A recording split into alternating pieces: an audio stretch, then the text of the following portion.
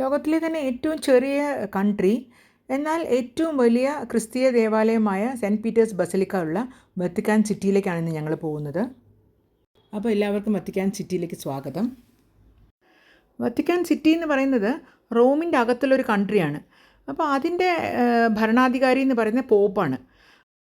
Vatican സിറ്റിയിലുള്ളത് saint Peter's basilica, saint Peter's square, പിന്നെ ഈ റോയൽ റെസിഡൻസ്, പിന്നെ ഉള്ളത് അവിടുത്തെ അഡ്മിനിസ്ട്രേറ്റീവ് ഓഫീസസ്, അങ്ങനത്തെ കുറച്ച് കാര്യങ്ങളേ അവിടെ ഉള്ളൂ. അപ്പോൾ അവിടെ എന്നാലും അവിടെ ഒരു പോസ്റ്റ് ഓഫീസ് ഉണ്ട്, റെയിൽവേ സ്റ്റേഷൻ ഉണ്ട്. പക്ഷേ അവിടെ അധികം വണ്ടികളൊന്നുമില്ല. ഇവർക്ക് ഒഫീഷ്യലായിട്ടും മാർപ്പാപ്പയുടെയൊക്കെ ആവശ്യങ്ങൾക്കുള്ള വണ്ടികൾ മാത്രമേ അവിടെ ഉള്ളൂ.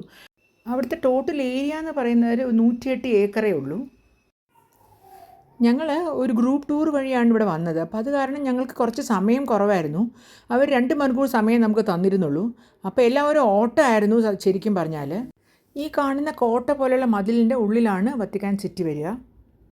ഈ റൈറ്റ് സൈഡിലൊരു ഗേറ്റ് കാണുന്നില്ലേ, അതിനകത്ത് കൂടിയാണ് ഇവരുടെ റോയൽ റെസിഡൻസും, അവിടെയാണ് പോപ്പ് താമസിക്കുന്നത്. അവിടെ തന്നെയാണ് സിസ്റ്റൈൻ ചാപ്പൽ, പിന്നെ അഡ്മിനിസ്ട്രേറ്റീവ് ഓഫീസുകൾ ഒക്കെ ഉള്ളത്.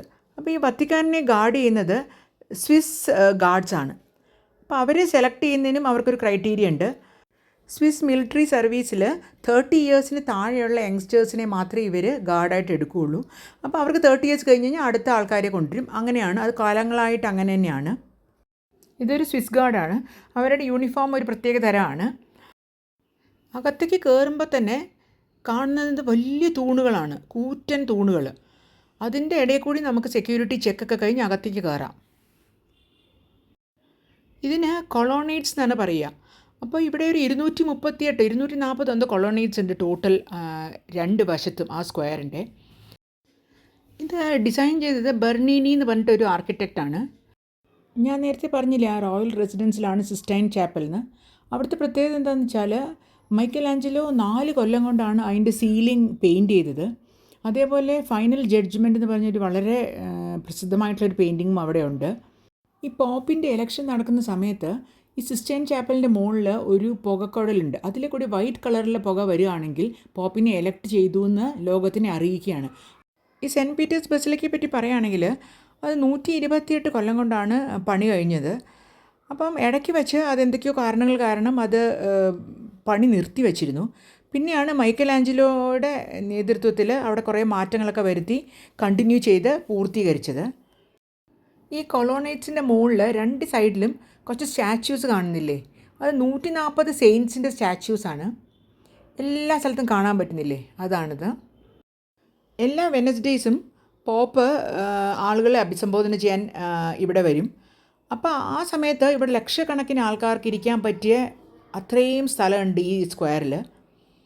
അതിൻ്റെ നടുക്കൊരു നല്ല ഫൗണ്ടൻ, അങ്ങനെ വളരെ ഭംഗിയായിട്ട് ചെയ്തിരിക്കുന്നതാണ് ഈ ഒരു സ്ക്വയർ. ഇതാണ് അതിൻ്റെ എൻട്രൻസ്, കയറി വരുന്ന ആ ഭാഗം.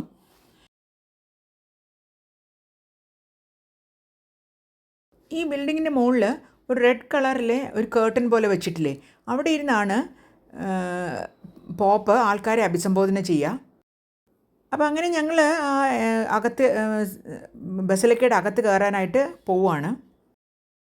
ഇവിടുത്തെ തൂണുകളുടെയൊക്കെ വലിപ്പം മനസ്സിലാക്കണമെങ്കിൽ അതിൻ്റെ അടുത്ത് നിൽക്കുന്ന ആൾക്കാരുമായിട്ട് കമ്പയർ ചെയ്താൽ മതി. അത്രയധികം വലിയ തൂണുകളാണ്.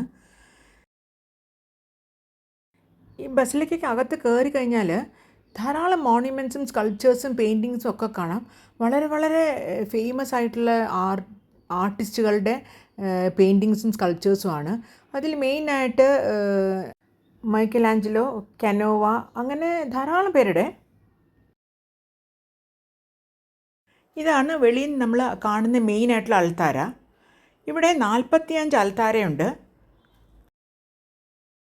ഇവിടെ ഏത് സ്ഥലത്തേക്ക് തിരിഞ്ഞാലും ആൾക്കാരുടെ തിരക്കാണ്. കാരണം ഓരോ സ്ഥലത്തും അതിൻ്റേതായിട്ടുള്ള ഇമ്പോർട്ടൻസും കാണാനും അത്ര അധികം ഉണ്ട്. നമുക്ക് കാണുമ്പോൾ അത്ര മനസ്സിലാവില്ലെങ്കിലും ഇതിന് ഭയങ്കര ഹൈറ്റാണ്. ഒരു 10 നില കെട്ടിടത്തിൻ്റെ എങ്കിലും ചുരുങ്ങിയത് ഹൈറ്റ് ഉണ്ടാവും. ഇതാണ് എൻട്രൻസ്.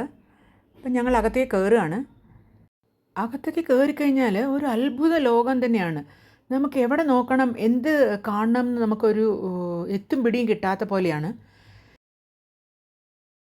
ഇവിടെയുള്ള ഓരോ സംഗതിക്കും ഓരോ കഥയും ഓരോ ഹിസ്റ്ററിയും ഓരോ ഇമ്പോർട്ടൻസും ഉണ്ട്. അപ്പം ഇതൊക്കെ 2 ആൾ പൊക്കത്തിലൊക്കെയാണ് ഓരോ മോണ്യുമെൻറ്റ്സും ഒക്കെ. അപ്പോൾ ഇതാണ് മെയിൻ അൾത്താര വരുന്നത്. ഈ മെയിൻ അൾത്താരയുടെ താഴെയാണ് സെൻറ്റ് പീറ്ററിൻ്റെ ശവകുടീരമുള്ളത്. അപ്പോൾ അതിനിടയിൽ കുറേ പോപ്പുകളുടെയും കുറേ ഇമ്പോർട്ടൻ്റ് ആയിട്ടുള്ള ആൾക്കാരുടെയും ശവകുടീരങ്ങളുണ്ട്. അപ്പോൾ അവിടെ പബ്ലിക്കിന് തുറന്നു കൊടുത്തിട്ടുണ്ട്, പോയി കാണാനൊക്കെ പറ്റും. ഞങ്ങൾക്ക് പക്ഷേ സമയം കിട്ടിയില്ല, അതുകൊണ്ട് ഞങ്ങളത് പോയില്ല താഴേക്ക്. അപ്പോൾ ആ മെയിൻ അൾത്താര എന്ന് പറയുന്നത് 11 ഇയേഴ്സ് കൊണ്ടാണ് കംപ്ലീറ്റ് ചെയ്തത്.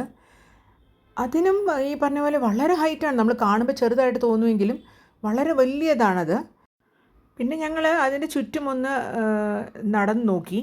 പക്ഷേ നമുക്ക് ഒന്നും മനസ്സിലാവുന്നില്ല, അത്രയധികം സ്കൾപ്ചേഴ്സും അത്രയധികം ഓരോ സ്റ്റോറീസും അതിൻ്റെ പിന്നിലുണ്ട്. മനസ്സിലാവുന്ന കുറച്ചേ ഉണ്ടായിരുന്നുള്ളൂ. മാത്രമല്ല ഇവിടെ ഒരു 2-3 മണിക്കൂർ പോരാ നമുക്ക് ഓരോന്നിൻ്റെയും ഇത് മനസ്സിലാക്കിയും ഒക്കെ കണ്ടുവരാനായിട്ട്. ആകെ നമുക്ക് 2 മണിക്കൂർ ഉണ്ടായിരുന്നുള്ളൂ. അപ്പം ഞങ്ങൾക്ക് വേഗം എല്ലാം കവർ ചെയ്യേണ്ടി വന്നു. ഇത് മൈക്കൽ ആഞ്ചലോയുടെ കയ്യൊപ്പുള്ള ഒരു പീത്ത എന്ന് പറഞ്ഞ സ്കൾപ്ചറാണ്. 1 കൊല്ലം കൊണ്ടാണ് ഇത് കംപ്ലീറ്റ് ചെയ്തത്. ജീസസ് ക്രൈസ്റ്റിനെ ക്രൂസിഫൈ ചെയ്ത് ബോഡി എടുത്ത് വെർജിൻ മേരി മടി വെച്ചിരിക്കുന്നതാണിത്. പിന്നെ ഇതിങ്ങനെ നമ്മൾ സൈഡിൽ ഇങ്ങനെയുള്ള ഓരോ സ്കൾപ്ചേഴ്സുകൾ ഇങ്ങനെ നോക്കി നമ്മൾ നടന്നു. പക്ഷേ ഈ പറഞ്ഞ പോലെ ഇമ്പോർട്ടൻ്റ് ആയിട്ടുള്ള 2-3 ഞങ്ങൾക്കറിയാവുന്നത് ഞങ്ങൾ നോക്കിയെന്നേ ഉള്ളൂ. അതേപോലെ ഇതും ഒരു വലിയ ഇമ്പോർട്ടൻ്റ് ആയിട്ടുള്ള ഒരു സ്കൾപ്ചറാണ് കെനോവയുടെ. ഈ ടോംബിൻ്റെയൊക്കെ ഹൈറ്റ് താഴത്തുനിന്ന് 136 മീറ്ററാണ്. അപ്പോൾ ആലോചിച്ച് നോക്കൂ എത്ര വലിപ്പം ഉണ്ടാവും എന്ന്. അപ്പോൾ ഇങ്ങനെ ആ സൈഡിലുള്ള വാള് മുഴുവൻ വർക്കും സ്കൾപ്ചേഴ്സുമാണ്. അത് കഴിഞ്ഞ് ഞങ്ങൾ അവിടെ നിന്ന് ഇങ്ങനെ പുറത്തേക്ക് ഇറങ്ങി. അപ്പം നമുക്ക് പറഞ്ഞിരിക്കുന്ന ടൈം 2 മണിക്കൂർ ആയതുകൊണ്ട് ഇനി വേറെ ഒന്നും കാണാനുള്ള സമയം ഞങ്ങൾക്ക് ഉണ്ടായിരുന്നില്ല. അപ്പം ഞങ്ങളങ്ങനെ ആ സൈഡിൽ കൂടി ഇറങ്ങി ആ ഗ്രൂപ്പിൻ്റെ അടുത്തേക്ക് പോവുകയാണ്. അപ്പോൾ ഇത് തന്നെ വളരെ ഭയങ്കര ഓട്ടമായിരുന്നു. അപ്പോൾ എങ്ങനെയോ ഞങ്ങൾ ഇതൊക്കെ കണ്ടു. പക്ഷേ ഇനി സിസ്റ്റൈൻ ചാപ്പലുണ്ട്, കുറേ സംഗതികൾ ഞങ്ങൾ അണ്ടർഗ്രൗണ്ട് ഇതിൽ പോയില്ല. അതൊക്കെ വളരെ നല്ല സ്ഥലമാണ്. അപ്പോൾ അതൊന്നും ഞങ്ങൾക്ക് കാണാൻ പറ്റിയില്ല. ഇനിയിപ്പോൾ ഞങ്ങൾ വത്തിക്കാൻ മ്യൂസിയത്തിലേക്ക് പോകണം എന്ന് വിചാരിക്കുന്നു. അപ്പോൾ അങ്ങനെ ഞങ്ങളങ്ങനെ പുറത്തിറങ്ങി ആ സെൻറ്റ് പീറ്റേഴ്സ് സ്ക്വയറിൻ്റെ സൈഡിൽ കൂടി പോവുകയാണ്. ഇത്രയും ചെറിയ സ്ഥലമാണെന്ന് പറഞ്ഞാലും നമുക്ക് 2 ദിവസം കാണാനുള്ള കാര്യങ്ങളുണ്ട് ഇവിടെ. ഞങ്ങൾ കുറേ മിസ് ചെയ്തു. ശരിക്കും ഞങ്ങൾക്ക് 1 ദിവസമേ ഉണ്ടായിരുന്നുള്ളൂ. ആ 1 ദിവസം തന്നെ ഇത് 2ഉം കൂടി ചെയ്യാൻ ഒട്ടും സമയം കിട്ടിയില്ല. അപ്പം ഇനി ശരിക്കും ഒരു പ്രാവശ്യം വന്ന് കറക്റ്റ് എല്ലാം ഒന്ന് കാണണം നല്ല ആഗ്രഹമുണ്ട്. അങ്ങനെ കുറച്ച് മ്യൂസിയത്തിൻ്റെ ഫോട്ടോസും കൂടി വീഡിയോസും കൂടി കാണിക്കാം. അപ്പോൾ ഇതൊക്കെയാണ് മ്യൂസിയത്തിലുള്ള മെയിനായിട്ടുള്ള കാര്യങ്ങൾ. ഞങ്ങൾ കുറേ കണ്ടു, പക്ഷേ എല്ലാം കൂടി കാണിക്കാൻ പറ്റില്ല. പക്ഷേ വയ്യാണ്ടായി അവസാനമായപ്പം അപ്പം ഞങ്ങൾ വേഗം കവർ ചെയ്ത് മ്യൂസിയവും ഒന്ന് ഓട്ടപ്രദക്ഷിണമായിരുന്നു. അപ്പോൾ അങ്ങനെ ഇതൊക്കെയാണ് മ്യൂസിയത്തിലും അതേപോലെ ഓരോ വർക്കുകളും ഓരോ സ്ഥലങ്ങളും നമുക്ക് മണിക്കൂർ കണക്കിന് നിന്ന് എടുക്കാനും കാണാനും മനസ്സിലാക്കാനും ഉണ്ട്. ശരിക്കും വത്തിക്കാൻ കാണേണ്ട സ്ഥലം തന്നെയാണ്. അങ്ങനെ മുഴുവൻ കണ്ടില്ലെങ്കിലും ഇത്രയും കണ്ടല്ലോ എന്നുള്ളൊരു ആശ്വാസത്തിൽ ഞങ്ങൾ തിരിച്ചു പോയി. അപ്പോൾ ഇനി അടുത്ത വീഡിയോയിൽ കാണുന്നവരെ എല്ലാവർക്കും ബൈ.